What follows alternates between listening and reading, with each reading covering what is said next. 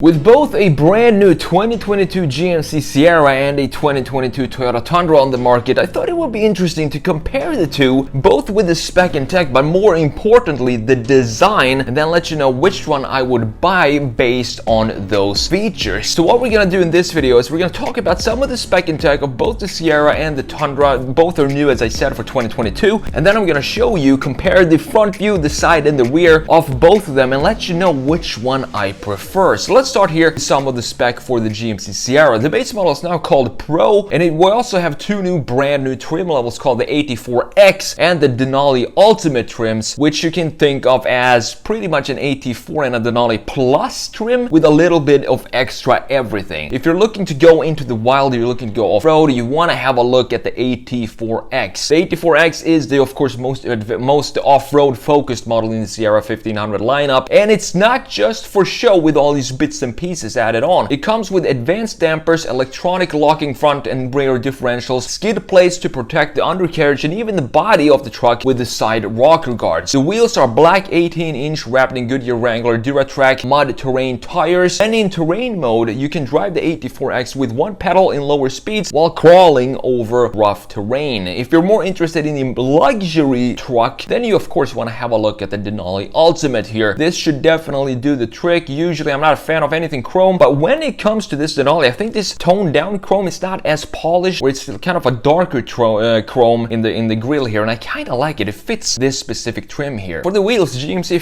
fitted the Denali Ultimate with massive 22-inch rims and way less aggressive tires than those that you find, of course, on the more off-road trim level, which is the 84X. This is more of a street version of the Sierra. Its primary focus is, of course, luxury and comfort in comparison to the 84X off-road, and that's exactly what you get here with the Denali Ultimate. So what about the powertrain here? You can still get the 2022 Sierra with a 355 horsepower 5.3 liter or the big 420 horsepower 6.2 liter V8. In addition, you now have a 2.7 liter turbo inline 4 and a 3 liter inline Duramax diesel also available for 2022. What you can't have for 2022 is the 4.3 liter V6, which is canceled for this model year. The chassis has been redesigned as well to give the Duramax diesel a towing capacity of up to 13,200 pounds. That's quite a huge step from the previous 9,200 pounds. The 2022 Sierra 1500 is expected to go on sale early next year with the Sierra Pro, the base model starting at $32,495, and the top of the range of Denali Ultimate goes up to a massive $80,395. The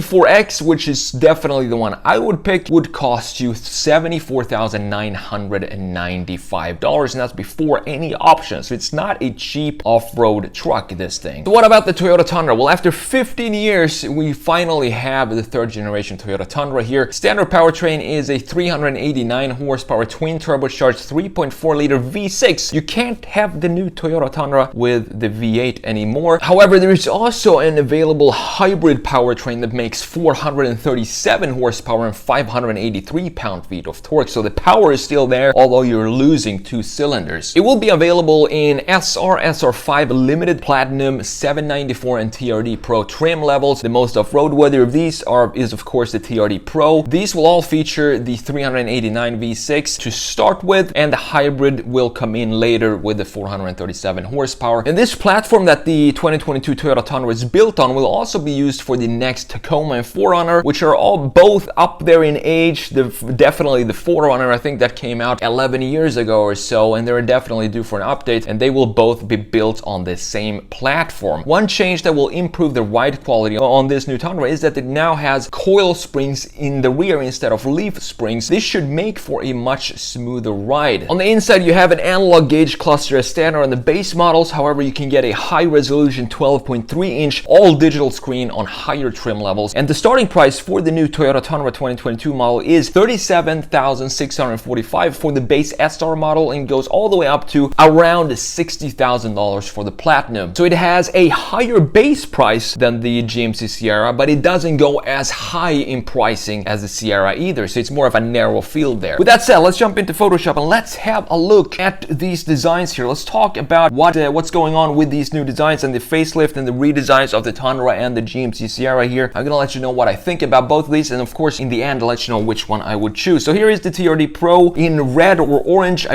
really like this color over the white that we saw in the marketing videos and stuff. And I really like this new update. It's a very truck-like design. And what I mean by that is that it doesn't have a lot of flow in it, doesn't have a lot of elegance in it, but I've made a couple of videos on this before talking about the front end, what I like and dislike about it. What I do like is that we have these lights here now following the shape of the bumper, and it looks really cool because it looks like the graphic features are integrated with the body itself, and that's what I like. That's what I think makes up a good design, when you have all these parts, not just the body panels and the fenders of the car, but you also implement the line flow of those lines into the graphic features, which we have right here. You can see this line right here continues with the LED and then continues this way, although it does clash here. It doesn't really go anywhere, this line right here with the fender, which is pretty normal for trucks. Trucks usually don't have a lot of line flow and elegance in their designs. They're more functional and more rugged and more piece by piece. So you have these three boxes. You have the front box right here, which I'm going to show you more inside view, and you have this middle section, and then you have the bed right here. They don't necessarily play along well together when it comes with a truck, but that's also part of the overall truck design. What I do not really like about the front end is this bumper here. Just compare this bumper to the GMC bumper. Have a look at how big of a feature or how much mass is dragging down the front end of the Tundra here by having this big bumper like this, being all bulky. I think this could have been done in a better way, and I'm going to show you exactly what Toyota did themselves to basically redesign and fix this bumper themselves and make it look so much better with their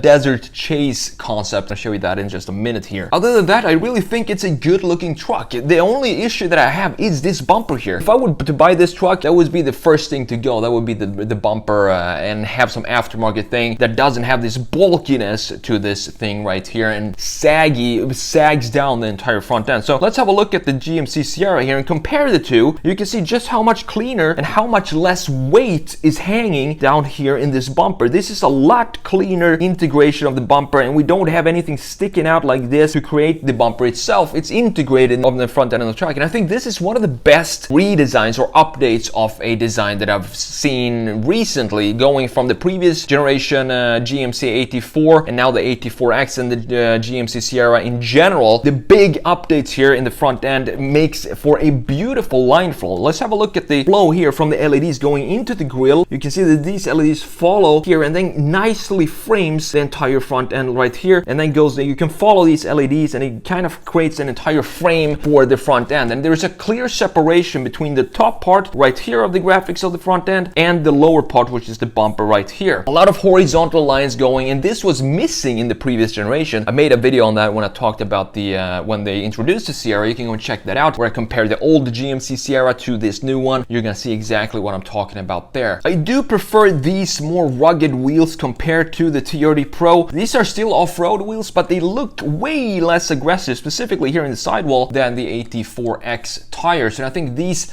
tires suit this truck perfectly. So let's have a look at the rear view, then we're gonna have a look at the side view, which is the most important view here. So looking at the rear view, the Toyota Tundra here, it has a very specific tail for a truck, and that what I mean by that is I think this is the first time that we actually have the bumper being integrated in the body and not an aftermarket and a third-party piece that they stick onto the trucks, which is usually what happens right here. You can see that piece is right here on the GMC, and it's basically on every other truck and van out there. You have this third company that creates these bumpers for the vans and for all the trucks, and then the manufacturers, they don't really design the bumpers, they just add them onto their existing trucks and vans. But Toyota decided to do something different here, which is cool. I like when the companies experiment and try with something new to come up with some new cool designs, but I'm not sure if this really works, because we have the body color sticking halfway around the corner here and then just stops, and then we have the same shape and weight of this bumper like we have in the front end, and on top of that, this black graphic is mirrored up here. To me, I don't really have an angle of where the weight is going in the rear end, and that is more amplified even more by this symmetrical taillight here, which has the same shape in the top and the bottom. So it looks like a mirrored version of itself. If we were to just cut this in the middle, we have a look at this part right here, it's mirrored down here. It's not identical, but in a very similar way, and it creates a very static looking rear end. We also have the same kind of feature here. As you can see, the black going here, then we have the black going up here as well, and we have the same curvature here of the body color, just curving just slightly around the corner here, and then it stops and go into this black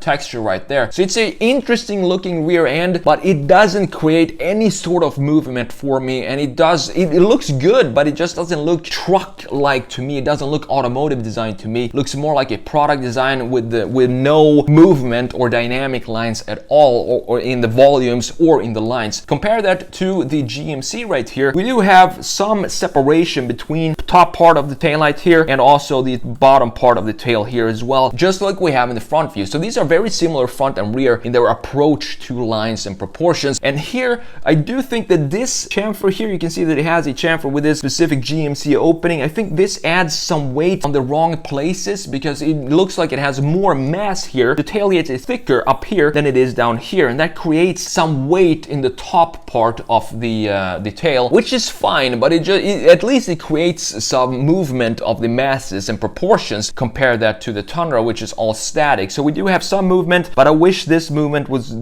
further down, so we have the mass of the tailgate being further down than it is right here. But I do prefer to have this after this third party bumper right here. I think this looks more appropriate for a truck than this Tundra integration right here. I do applaud Toyota for trying this out and trying to design their own bumpers, but for me, I do prefer this functional looking tail of the GMC over the TRD Pro here. Last but not least, let's have a look at the side view, talk about the line flow, if there is any in these two trucks. So as I said before, trucks are they're more functional in their design approach. They don't necessarily have to have a line flow or a sharp shoulder line, but one of these do have some connection between the boxes. So we have box number 1 right here, and then we have box number 2 right here, and box number 3 being the bed. So what is the connection between these 3 boxes here when it comes to line flow? You can see that the Toyota Tundra is very separated by 3 distinct graphical features in the bodywork of the truck. One is this fender line right here, or crease, and then you have this in the bottom here as well in box number 2. Box number 1 has the fender crease in the fender as well, like we have in the rear right here, and this creates almost a clear separation between the 3 boxes. There's no line or connection between these 3 boxes that kind of connects and